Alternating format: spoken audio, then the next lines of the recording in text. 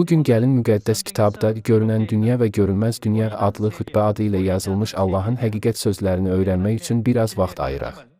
여러분과 더불어서 함께 말씀 속에서 상고해보는 그러한 시간을 갖도록 하겠습니다. Gəlin Kolossellərə 3-cü fəslin bir ayəsinə nəzər salaq. Beləliklə, Məsihlə birlikdə dirildiyinizə görə ucalardakı şeyləri axtarın.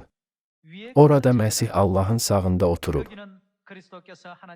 Dünyəvi şeyləri deyil, ucalardakı şeyləri düşünün. Çünki siz ölmüsünüz və həyatınız Məsihlə birlikdə Allahda saxlanılıb. Burada verilən sözləri görəndə biz başa düşürük ki, biz Məsihlə birlikdə dirilmiş Allahın müqəddəsləri, ürəyimizi yuxarıdakı şeylərə yönəltməliyik, belə bir iman həyatı yaşamalıyıq.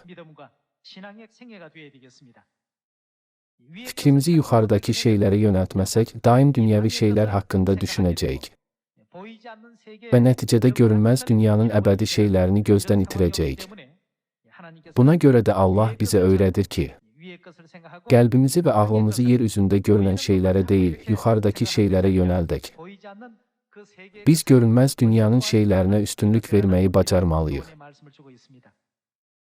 Məsələn, kimsə yumruq davasına girirsə, biz başa düşə bilərik ki, görünən nəticənin arxasında görünməz dünyada bir səbəb var. Nifrət hissi, gözə görünməz ünsür ilk olaraq həmin insanın qəlbində mövcud olmuşdur.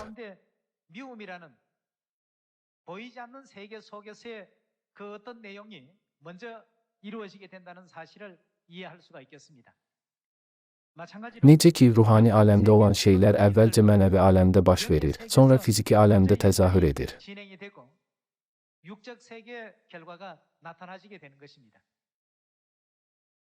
Bu, hətta bir ağacın meyvələrinə baxanda belə doğrudur.